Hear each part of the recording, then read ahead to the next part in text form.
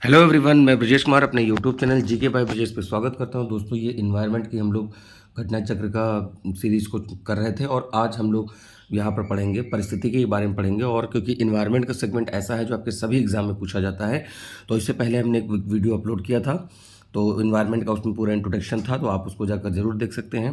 Question answer के ही माध्यम से था, वन लाइनर में था, आपका जीएस पॉइंटर है। तो हम लोग इसको शुरू करते हैं। जो लोग नए हैं प्लीज़ चैनल को सब्सक्राइब करें और यहाँ पर स्टार्ट करते हैं। देखिए 10% का नियम पूछा जा रहा है। तो ऊर्जा का खाद्य के रूप में पोषण स्तर से दूसरे पोषी स्तर तक की 10%। जैसे अब मान लीजिए, अब घास है, इसको खरगोश ने खाया, तो अब यहाँ पर जो भी एनर्जी रहेगी इसका 10% इसमें जाएगा। अब इस खरगोश को मान लीजिए किसी और ने, ऐसे जानवर ने खा लिया जो मांसाहारी है, तो इसमें जितनी एनर्जी रहेगी उसका 10% इधर पास होगा।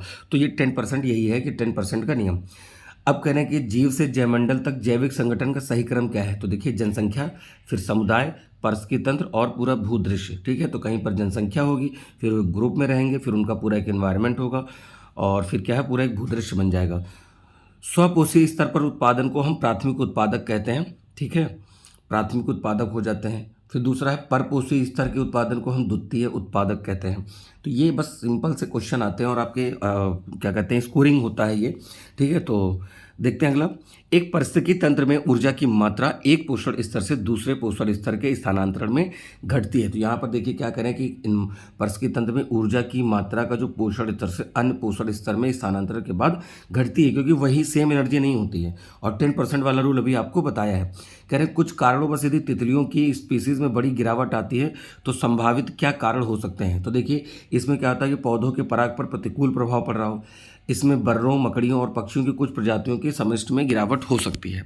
इन्वायरमेंटल चेंज जब भी होंगे तो क्या होगा, इस तरह की चीज़ों में डिग्रेडेशन देखा जाएगा। पारिस्थितिकी पारस्परिक संबंधों का अध्ययन है। जीव और वातावरण के बीच का ही क्या है, हमारा पारिस्थितिकी संबंध यहाँ पर देखा जाता है या पारिस्थितिकी का अध्ययन देखा जाता है। अब अगले पे बात करते हैं। जीव विज्ञान की एक शाखा है जिसमें जीव, समुदाय तथा उनके वातावरण के मध्य पारस्परिक संबंधों का अध्ययन करते हैं, उसको हम पारिस्थितिकी कहते हैं। ठीक है, जिसको इकोलॉजी कहा जाता है। अर्नेस्ट हैकेल ने पारिस्थितिकी शब्द का प्रयोग किया ओकियोलॉजी के नाम से। ठीक है, देखिए अगर आपसे यही पूछा जाता है कि इकोलॉजी शब्द किसने दिया, तो ये अर्नेस्ट हैकेल ने दिया है। ठीक है, ये याद रखिएगा। अभी बहुत सारे टर्म आएंगे जिनको हम आगे उसी समय बात करेंगे, जिससे कि आपको याद भी रहे। जीव धारुओं के कार्बनिक और अकार्बनिक वातावरण और पारस्परिक संबंधों के अध्ययन को पारिस्थितिकी तथा पारिस्थितिकी विज्ञान कहते हैं। ये बताया है अर्नेस्ट हैकेल ने। और ये क्योंकि सेंटेंस ऐसा ही करके पूछे जाते हैं और वहाँ पर फिर क्या होता है कि ऑप्शन ऐसे होते हैं तो लगता है ये भी व्यक्ति हो सकते हैं, वो भी हो सकते हैं। ठीक है, पारिस्थितिकी प्रकृति की संरचना एवं प्रक्रिया का अध्ययन है, ये यूजीन ओडम ने बताया। पर्स की प्रकृति की संरचना एवं प्रक्रिया का अध्ययन है। कह रहे हैं कि इकोलॉजी जो है हमारे नेचर का स्ट्रक्चर और उसकी प्रक्रिया का अध्ययन है। ये बात उन्होंने कही। सर्वप्रथम इकोसिस्टम की जो पारिस्थितिक तंत्र की है उसकी संकल्पना 1935 में ईजी ट्रांसले के द्वारा की गई। ठीक है, तो यहाँ पर वो इकोलॉजी शब्द था जिसको अर्नेस्ट हैकेल ने कहा, और इकोसिस्टम की बात है तो यहाँ पर ईजी ट्रांसले हैं। अब कह रहे हैं कि जो इकोसिस्टम की विचारधारा को बायोसिनोसिस तथा माइक्रोकॉस्म किसने कहा, कार्ल मोबियस तथा फोर्ब्स ने कहा। इन लोगों ने इसको बायोसिनोसिस कहा। ठीक है, प्रकृति की एक कार्यात्मक इकाई या फंक्शनल इकाई के रूप में हम इकोसिस्टम को जानते हैं। नेक्स्ट पे आते हैं। पारिस्थितिकी तंत्र के संबंध में यहाँ पर पूछा जा रहा है कौन सा कथन सही है संबंध में। पारिस्थितिकी तंत्र किसी निश्चित स्थान, समय, इकाई के समस्त जीवों और उनके भौतिक वातावरण का प्रतिनिधित्व करता है। तो इकोसिस्टम है किसी पर्टिकुलर प्लेस पर उसके जीव और उसके जो फिजिकल एनवायरनमेंट है उसके बारे में यहाँ पर प्रतिनिधित्व करता है। यह एक कार्यशील इकाई यानी फंक्शनल यूनिट है और इसकी अपनी प्रोडक्टिविटी होती है, क्योंकि बिना प्रोडक्टिविटी के हमारा इकोसिस्टम काम ही नहीं कर पाएगा। इकोसिस्टम के विषय में क्या सही नहीं, ये एक बंद तंत्र होता है। बंद होगा तो दूसरे से इंटरेक्ट नहीं करेंगे तो सिस्टम कोलैप्स कर जाएगा। तो यहाँ पर क्या है कि ओपन सिस्टम होता है। इकोसिस्टम का सर्वोत्तम क्या है कि जीव का समुदाय तथा साथ ही पर्यावरण में रहते हैं। देखिए, अब कोई मान लीजिए जीव है, वो उस इन्वायरमेंट में रह रहा है, उसके साथ अंतःक्रिया कर रहा है, तो अगर सोचिए क्लोज होता तो वो कांटेक्ट कर ही नहीं पाएगा, कि उसकी अपनी आवश्यकताएं नहीं पूरी होंगी। तो यहाँ पर है कि अंतर्क्रिया होती है। किसी क्षेत्र के सभी जीवधारी तथा वातावरण में उपस्थित जो अजैव घटक हैं संयुक्त रूप से क्या होते हैं कि इकोसिस्टम का निर्माण करते हैं। बायोटिक, नॉन बायोटिक कंपोनेंट हमारा इकोसिस्टम बनाते हैं। दैट्स इट, यही आपसे सिंपल डेफिनेशन याद रखनी है। खेत क्या होता है, एक आर्टिफिशियल इकोसिस्टम होता है। धान का खेत जैसे हुआ तो ये क्या है, आर्टिफिशियल इकोसिस्टम है। घास वन मरुस्थल ये स्थलीय परितंत्र हैं और ये क्या होते हैं, ये नेचुरल हैं। झील नदियां समुद्र किस में आते हैं, देखिए जो स्थल पे है आप समझ जाएंगे कि स्थलीय पारितंत्र हो गया।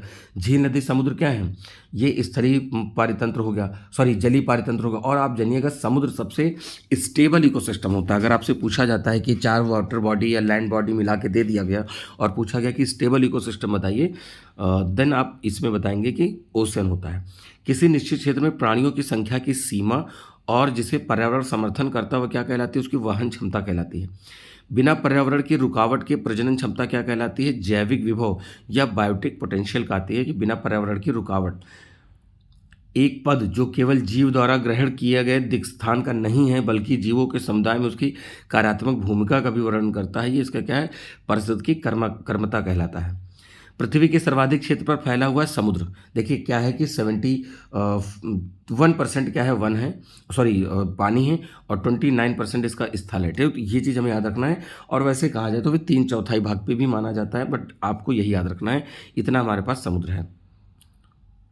पृथ्वी पर विद्यमान जलमंडल का देखिए यहाँ पर समुद्री जल पूछा जाए, बहुत ध्यान से सुनिए, कभी आप कहेंगे सर 71 बताया, नहीं, कह रहे हैं कि समुद्री जल कितना होता है। समुद्री जल 97 होता है, बाकी नदी का, झील का, ग्राउंड वाटर का, इन सबको, ग्लेशियर का, वो 3% में आता है। बाकी 97% किसका है, यहाँ पर हाइड्रोस्फीयर यानी उसका है, जो समुद्र का है केवल। समुद्री जल का सर्वाधिक व्याप्त लवण है सोडियम क्लोराइड। देखिए इसमें क्या होता है कि समुद्र खारा होता है यानी नमक मिलता है, तो इसमें आपका सोडियम क्लोराइड मिलता है, मैग्नीशियम क्लोराइड मिलता है, आपका मैग्नीशियम सल्फेट मिलता है, SO4 ग्रुप मिलेगा, ठीक है। तो इस तरह से आपको यहाँ पर कई सारे सॉल्ट मिलते हैं जिसमें से NaCl ज़्यादा है। पारिस्थितिकी संतुलन बनाए रखने में मदद करता है। अब अगर हमें अपना इसी को सिस्टम बनाए रखना है तो क्या करना पड़ेगा, आपको वन लगाने पड़ेंगे, वर्षा जल प्रबंधन करना पड़ेगा और जयमंडल भंडार करना पड़ेगा। वन्य जीव संरक्षण और पर्यावरण में व्याप्त प्रदूषण का निवारण मददगार पर्यावरणीय संतुलन को बनाए रखने में। भारत में पारिस्थितिकीय असंतुलन का एक प्रमुख कारण है वनोन्मूलन। हमारा पारिस्थितिकीय असंतुलन यानी इकोसिस्टम डिसबैलेंस क्यों हो रहा है, क्योंकि पेड़ बहुत काटे जा रहे हैं। जैसे जैसे लोग, जनसंख्या बढ़ रही है, वैसे वैसे लोगों की नीड्स बढ़ रही हैं, घर बनाने की ज़रूरत पड़ रही है, ठीक है, एग्रीकल्चर लैंड खत्म हो रहा है। तो ये सब क्या है, ये हमारा इकोलॉजिकल सिस्टम बिगड़ रहा है। वह कार्य जिससे हमारा इकोसिस्टम बिगड़ता है, तो भाई पेड़ काटा, जिसको हम वन उन्मूलन कहते हैं, ठीक है, वन का उन्मूलन कर देना, काट देना। इकोसिस्टम में उच्चतम पोषण स्तर का स्थान होता है। देखिए उच्चतम पोषण स्तर सर्वाहारी, क्यों, क्योंकि देखिए एक से एनर्जी दूसरे पे गई, दूसरे से तीसरे पे गई, तो ये क्या होता है, 10% होती है। तो जो ऊपर सबसे बैठा होगा, ठीक है, जो सर्वाहारी, जो वेज नॉन वेज दोनों की बात हो रही है, मतलब जो घास फूस भी खा रहा होगा, सबसे टॉप क्लास का होगा, वो ऊपर क्या होगा, उसमें ज़्यादा एनर्जी होगी, ठीक है, पोषण स्तर में उच्च स्थान रखेगा। पारिस्थितिकी का निकाय में ऊर्जा का प्राथमिक स्रोत है सौर ऊर्जा। देखिए हमारे इकोसिस्टम में जो हम लोग को एनर्जी मिल रही है वो सोलर एनर्जी से मिल रही है, क्योंकि उसी से प्लांट फोटोसिंथेसिस करते हैं। उसको प्लांट में कोई इंसान नहीं खाना बना के दे रहा है, प्लांट खुद अपना भोजन बनाते हैं, ठीक है, फोटोसिंथेसिस की प्रोसेस, उसको एनर्जी मिलती ही लाइट से है। पारितंत्र में खाद्य श्रृंखलाओं के संदर्भ में जिस प्रकार के जीव अपघटक जीव अब क्या कहलाते हैं, तो ये फंगस और ये आपका बैक्टीरिया, ये क्या करते हैं, अपघटक हैं, डिकम्पोजर हैं, इनको कहेंगे। डिकम्पोजर वे जीव होते हैं जो अपक्षय यानी विदरिंग या सड़न की प्रक्रिया को तेज करके और पुनः चक्रण कर सके, तो ये पोषक तत्वों का करते हैं। देखिए कोई बड़ा चीज़ है तो उसको क्या करते हैं, ब्रेक डाउन करते हैं, स्मॉल करते हैं, तब जाके क्या होता है कि हमारा खाद्य श्रृंखला चलती रहती है।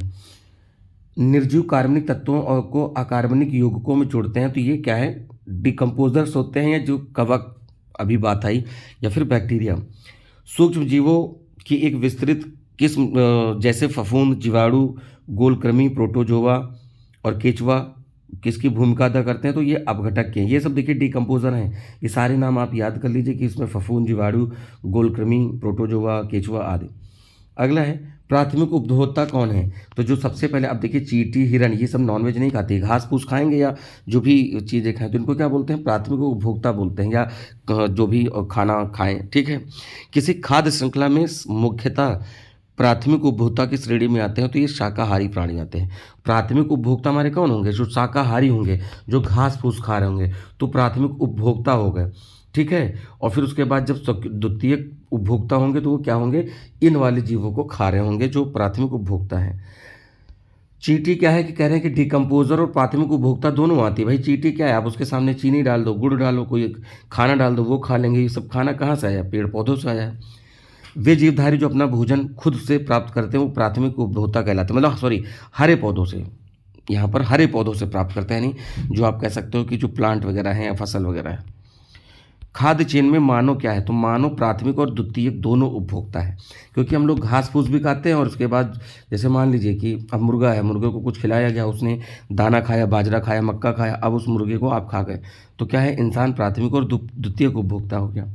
साग सब्जियों के सेवन करने वाला मनुष्य प्राथमिक उपभोक्ता है, जबकि मांस भक्षी खाएगा तो सेकेंडरी। यही जो मैंने समझाया कि घास फूस कोई व्यक्ति खा रहा है, या फिर मान लीजिए आपने बकरी को खा लिया, बकरी तो नॉनवेज नहीं खा रही है, वो तो घास फूस ही खा रही है, ठीक है।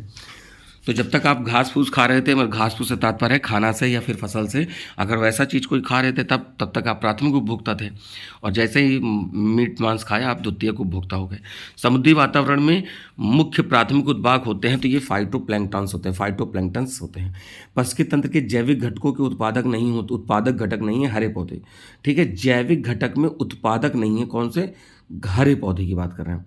हरे पौधे सूर्य के प्रकाश की में अपना आहार स्वयं निर्मित करते हैं, तो इस प्रक्रिया को हम प्रकाश संश्लेषण की प्रक्रिया कहते हैं। हमने बताया कि भाई जो पत्तियां होती हैं, ये मान लीजिए पत्ती है, अब इस पत्ती पर क्या होता है कि यहाँ पर स्टोमेटा होता प्लस यहीं पर क्लोरोफिल भी होता है, ठीक है। क्लोरोफिल की प्रेजेंस में बाहर से ये लेते हैं CO2, और जाइलम जो होता है वो जाइलम क्या करेगा, वाटर लाएगा। तो ये सब पूरी प्रोसेस को बोलते हैं फोटोसिंथेसिस। ये खाना बनाते हैं, फिर एक फ्लोएम टिश्यू होता है, वो क्या करेगा, पौधे के सभी पार्ट में भोजन को पहुँचाते हैं।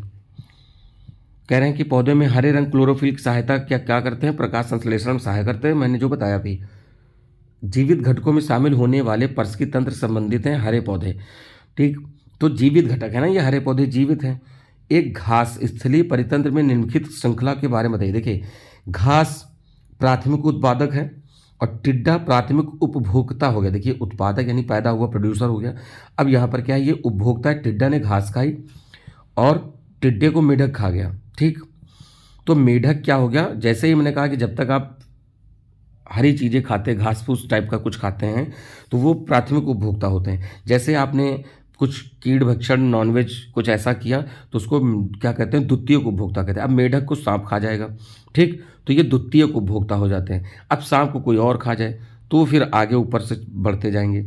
अगला देखते हैं इसमें, ऐसे पदार्थ जिनके ऑक्सीकरण के पश्चात जीवधारियों को ऊर्जा प्राप्त होती है क्या कहे जाते हैं, फूड कहा जाता है। भाई फूड, अब हम जीवधारियों को ऊर्जा प्राप्त होगी किससे, फूड से।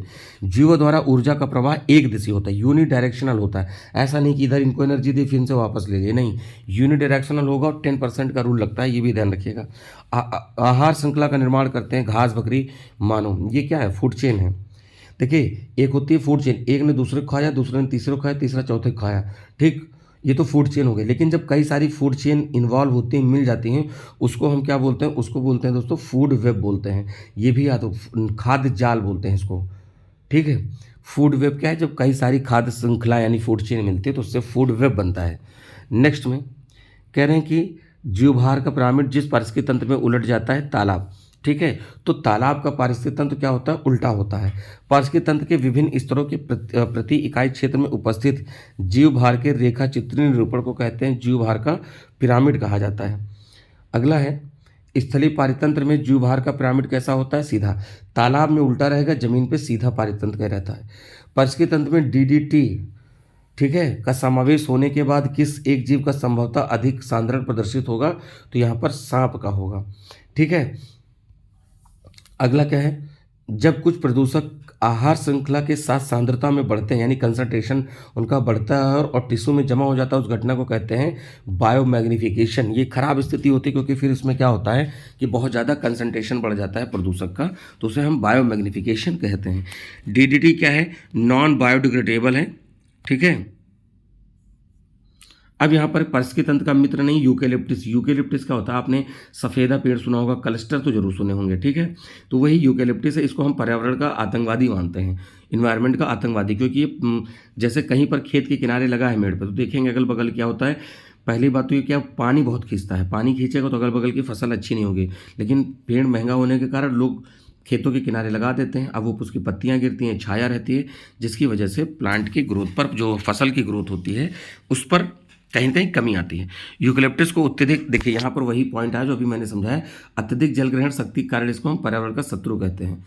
पर्यावरणीय संकट यूकेलिप्टस को मानता है।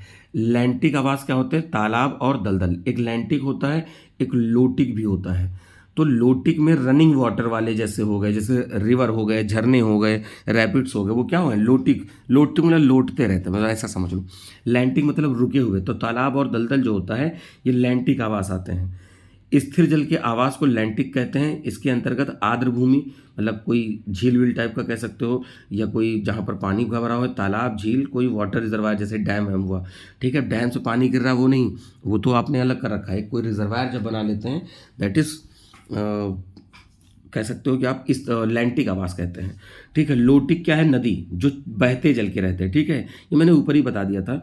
दो विभिन्न समुदायों के बीच के संक्रांति या संक्रमण क्षेत्र क्या कहलाता है? इकोटोन कहलाता है। जैसे ये कोई समुदाय है, ये एक समुदाय, तो इसके बीच के क्षेत्र को हम क्या बोलते हैं? इकोटोन कहते हैं। देखिए वही प्रश्न आया जो मैंने बहुत पहले बताया था अभी स्टार्टिंग में। सर्वाधिक स्थायी पारितंत्र क्या है? तो ये महासागर का है। सबसे स्थायी पारितंत्र वही समुद्र या महासागर की बात हो रही है।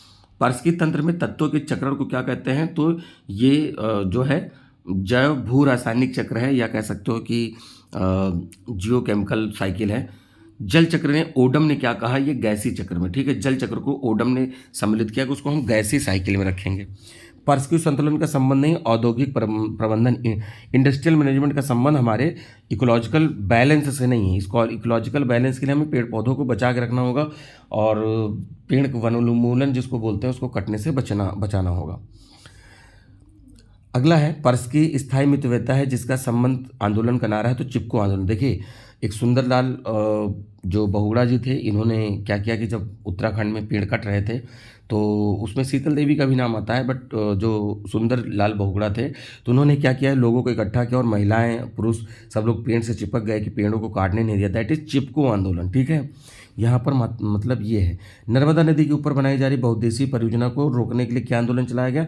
नर्मदा आंदोलन चलाया गया, नर्मदा बचाओ आंदोलन। देखिए ऐसे आंदोलन बहुत चलते रहते हैं। साउथ इंडिया में एपिको आंदोलन चला था। जो चिपको कहाँ चला था? वो उत्तराखंड में चला था, ठीक है। चिपको का संबंध किससे है? पादप यानी पेड़ों के संरक्षण से है। मैंने बताया, मान लीजिए कोई पेड़ है, अब इसको कोई काटने आ रहा है, तो यहाँ ये पुरुष क्या हुआ कि इसको पकड़ के खड़ा हो गया ताकि कटने ही न दें, कि पहले मुझे काटो तब पेड़ काटना। तो ऐसे करके रोका गया। उत्तराखंड में बहुत बड़ा इनिशिएटिव था, ठीक है। पारिस्थितिक तंत्र में संबंधित प्रमुख तत्व क्या है? इकोसिस्टम का प्रयोग एजी टांसले ने किया, और इकोलॉजी को अर्नेस्ट हैकल ने दिया था। ये मैं बहुत क्लियर कर दूं, सिस्टम शब्द जब आ रहा है तो यहाँ टांसले हैं, और इकोलॉजी शब्द को जो मैंने बताया वो किसने दिया था? अर्नेस्ट हैकल ने दिया था। वे जीव जो अपना भोजन स्वयं उत्पादित करते हैं उन्हें हम ऑटोट्रॉप्स कहते हैं। देखिए इकोसिस्टम का प्रयोग एजी टांसले। सूक्ष्म जीव जो मृत पौधे, जीव जंतुओं और जीवों को सड़ा गलाकर वियोजित करते हैं उसे हम डिकम्पोजर कहते हैं। जैसे बैक्टीरिया वगैरह आपने ऊपर पढ़ा, फंगस पढ़ा, ठीक है, कवक जो बोल रहे थे। पारितंत्रों में घटती उत्पादकता के क्रम में अनुक्रम सही है। देखिए सबसे ज़्यादा मैंग्रोव की उत्पादकता रहेगी, प्रोडक्टिविटी, फिर उसकी घास की, फिर झील की, फिर महासागर की। तो डिक्रीजिंग ऑर्डर में महासागर बड़ा होने का मतलब ये नहीं है कि उसकी प्रोडक्टिविटी ज़्यादा होगी, मैंग्रोव फॉरेस्ट की होगी। अधिक विविधता वाले पारितंत्र की उत्पादकता क्या होती है? अधिक होती है। जितना डिफरेंट इकोसिस्टम होगा उसकी प्रोडक्टिविटी उतनी ही ज़्यादा होगी, क्योंकि उतने ही प्रकार के स्पेसीज होंगे, उतना ही वो इंटरकनेक्ट कर पाएंगे। अधिक विविधता वाले पारितंत्र की उत्पादकता क्या अधिक होगी? बताया। खाद्य श्रृंखला का क्रम का निर्देशन करते, जिसमें जीवों की एक श्रृंखला दूसरे का आहार होती, पोषित, ठीक है, दूसरे के आहार के द्वारा पोषित होती। भाई अब क्या है, एक जीव दूसरे को तीसरों को, ऐसा चलता रहता है। पारिस्थितिक तंत्र में ऊर्जा का अंतःकरण क्रम जो है क्रमबद्ध स्तरों की एक श्रृंखला होती है, जिसे हम क्या कहते हैं? फूड चेन कहते हैं। अगला है जयमंडली। पारिस्थितिक तंत्र में ऊर्जा का प्रवाह क्या होता है? एक दिशा होता है, यूनिडायरेक्शनल कहते हैं इसको। क्या बोलेंगे? यूनिडायरेक्शनल। अभी मैंने बताया कि एक दिशी होता है। ऊर्जा का सृजन ना हो सकता है, ना ही उसे नष्ट किया जाता है, या एक स्वरूप से दूसरे स्वरूप में परिवर्तित हो जाता है। इसे ऊष्मागतिकी के पहले नियम के अनुसार कहा जाता है कंजर्वेशन ऑफ एनर्जी। एनर्जी को हम डिस्ट्रॉय नहीं कर सकते हैं, उसको हम ख़त्म नहीं करेंगे। वो एक एनर्जी क्या होती है, दूसरे से तीसरे में चली जाएगी। मान लीजिए आपने कोई प्लेट नीचे छोड़ी, तो प्लेट क्या हुई कि आपकी उसमें पोटेंशियल था, फिर उसको मूव हुआ, काइनेटिक में चली गई, नीचे टूटेगी, वो कुछ आवाज़ आएगी, वो साउंड एनर्जी में हो गई। तो ऐसे ही वो चेंज होती रहती है। हर पोषण स्तर पर ऊर्जा की मात्रा क्या होती है? घटती जाती है, जिसके बारे में पहले ही बताया। कह रहे हैं कि कितना जो ट्रांसफ़र होता है, लगभग 10% भाग ही होता है, किसी से भी किसी में जाए, घास से जीव में जाए, जीव से दूसरे जीव में जाए, वो 10% का ही रूल चलेगा। डीप इकोलॉजी या जो गहन परिस्थिति कहते हैं उसको अर्नेस्ट नीस ने कहा, ये भी याद रखिएगा। निशे की संकल्पना को किसने प्रतिपादित किया? तो ग्रीनलैंड ने। इकोलॉजिकल निके, ऐसे NICHE। अब निके क्या होता है आप समझिए, किसी भी जो जीव होता है उसका एक पर्टिकुलर प्लेस होता है जहाँ रहना पसंद करता है। जैसे आप क्या है, आप घर में रह रहे हो, आप हैं, माता पिता हैं, भाई बहन हैं, लेकिन आप घर में घुसते ही ऐसा कोई कॉर्नर पकड़ते होंगे, कोई कमरा जहाँ पर आप हमेशा बैठना पसंद करते हैं, दैट इज़ योर निके, ठीक है, उसी को हम निशे या आला कहते हैं। तो उसको यहाँ पर देखिएगा निकेत लिखा मिलता है, तो आप मत समझिएगा कि सर यहाँ निशे लिखा है तो आप निकेत क्यों पढ़ रहे हैं, इसी को निकेत कहा जाता है, ठीक है। तो ये बात को ध्यान रखना है। पर्स की पदछाप की इकाई भूमंडलीय हेक्टेयर है। एक मनुष्य को पूर्ण रूप से धारणी करने के लिए आवश्यक न्यूनतम भूमि है पर्स की पदछाप, यानी भाई आप कितने उसमें रह पाओगे, क्या कर पाओगे, उसको हम पदछाप कहते हैं। अविवेकशील जीवन शैली जिसमें परिस्थिति तंत्र के घटकों यथा जल, ऊर्जा इत्यादि की आवश्यकता से अधिक दोहन करते हैं तो पदछाप के आकार को बढ़ा देता है। भाई आप क्या है कि जितना रिसोर्स यूज़ करते हैं, मान लीजिए आपका पदछाप है, जितने एरिया में रह रहे हैं रिसोर्स रखकर यूज़ कर रहे हैं, लेकिन कल को आप अपने दायरा बढ़ाया तो पदछाप क्या होगा, ये बढ़ जाएगा, ठीक है। चलिए आगे आते हैं। देखिए इन्वायरमेंट का सेगमेंट बहुत ज़रूरी है। आपकी जो समीक्षा अधिकारी परीक्षा होगी, PCS की परीक्षा होगी, चाहे यूपी की हो या बिहार की हो, SSC, तमाम तरह के क्वेश्चन ऐसे पूछे जाते हैं। ये सिंपल सा क्वेश्चन है, पूछा जा रहा है भारतीय वन्यजीव संरक्षण अधिनियम 1972 से लागू है, ठीक है। और क्या कह रहे हैं कि पर्यावरण, अब देखिए वन जीव का है 72 में, और पर्यावरण वन अधिनियम पर्यावरण के संरक्षण के लिए 1986 में लाया गया है। अगला है जनजातीय एवं अन्य पारंपरिक निवासों के वन अधिकारियों की मान्यता अधिनियम लागू किया गया था दिसंबर 2006 में। वन संरक्षण अधिनियम 1980 से लागू। देखिए वन वाला 72 में आया था, पर्यावरण वाला 86 में आया। बहुत स्पष्ट कर लीजिए, इसमें कन्फ्यूजन बहुत होती है। मिलेनियम इकोसिस्टम असेसमेंट पारिस्थितिकी तंत्र की सेवाओं का प्रमुख वर्णन करता है, तो ये व्यवस्था, उसका समर्थन, नियंत्रण, संरक्षण और संस्कृति। नेक्स्ट पे आएंगे, वह जो एक समर्थन सेवा है पोषण चक्र और फसल परागण का, ठीक है।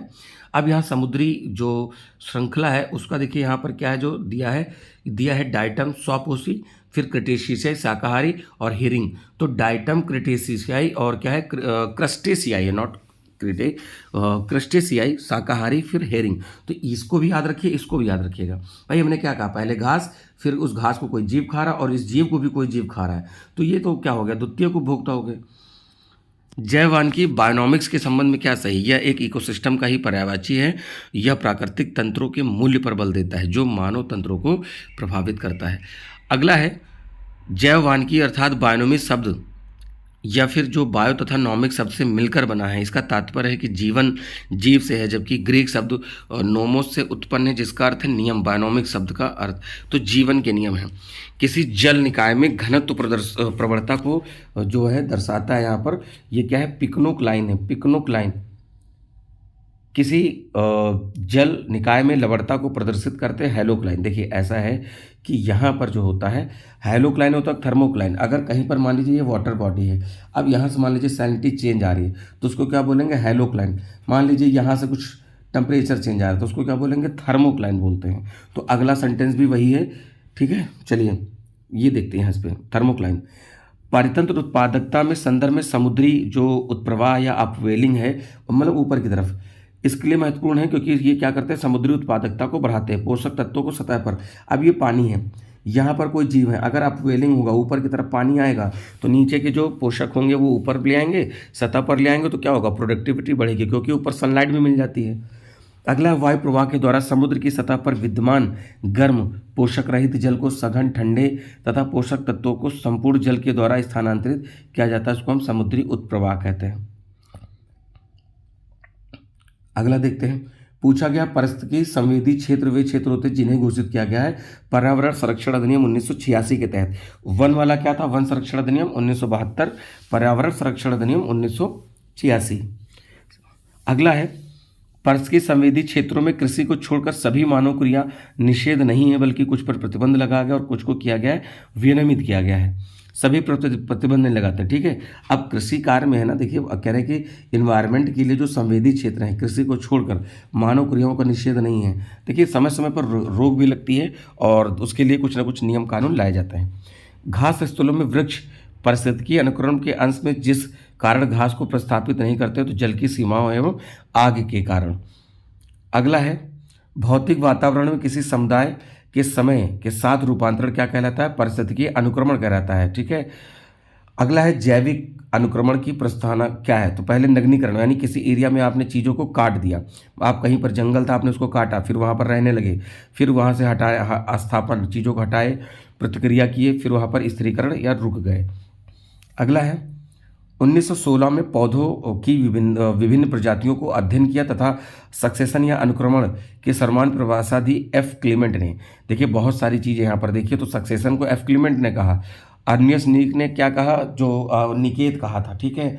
और जो अर्नेस्ट हैकल हैं उन्होंने शब्द दिया इकोसिस्टम का, सॉरी इकोलॉजी का दिया, एजी टांसले ने इकोसिस्टम को दिया। तो इस तरह से नाम है जो आपके लिए बहुत इंपॉर्टेंट है। वह प्राकृतिक विधि जिसके अंतर्गत एक निहित निश्चित स्थान एक विशेष समूह दूसरे समूह की तरह विस्थापित हो जाता है, उसको हम सक्सेशन कहते हैं, ठीक है। तो ये देखिए अगला बायोडाइवर्सिटी का है, तो इस टॉपिक को हम लोग नए वीडियो में पढ़ेंगे, और इससे पहले जो आपने वीडियो नहीं देखा है प्लीज़ जाकर देखें सब, क्योंकि टॉपिक को हम लाइन वाइज चल रहे हैं। और ये अभी आपका जीएस पॉइंटर रिवाइज हो रहा है, अब साथ में ज्योग्राफी और पॉलिटी का आपका चल रहा है सीरीज़, तो उसमें भी कई टॉपिक हो चुके हैं। तो आप जिन लोगों ने अभी तक वीडियो नहीं देखे तो प्लीज़ उसको जाकर विजिट करें और चैनल को सब्सक्राइब करें और ज़्यादा से ज़्यादा लोगों में शेयर करें। टेलीग्राम ग्रुप और इंस्टाग्राम की यहाँ पर नीचे लिंक दे दी जाएगी, उससे ज्वाइन कर लें। आपको तमाम तरह की इन्फॉर्मेशन, चाहे वो एग्ज़ाम संबंधी हो, और तमाम ट्रिक के साथ में चीज़ें लाने वाला हूं जो कि आपको इंस्टाग्राम की पोस्ट पर मिल जाया करेगा। टेलीग्राम ग्रुप जान लीजिए, जहां पर पीडीएफ होगी वो आपको टेलीग्राम ग्रुप पे ही प्रोवाइड कराई जाएगी। तो मिलते हैं दोस्तों अपने नए वीडियो में नए सेगमेंट के साथ, तो चैनल को सब्सक्राइब करें। मिलेंगे नेक्स्ट में, तब तक के लिए नमस्कार, थैंक यू, जय हिंद दोस्तों।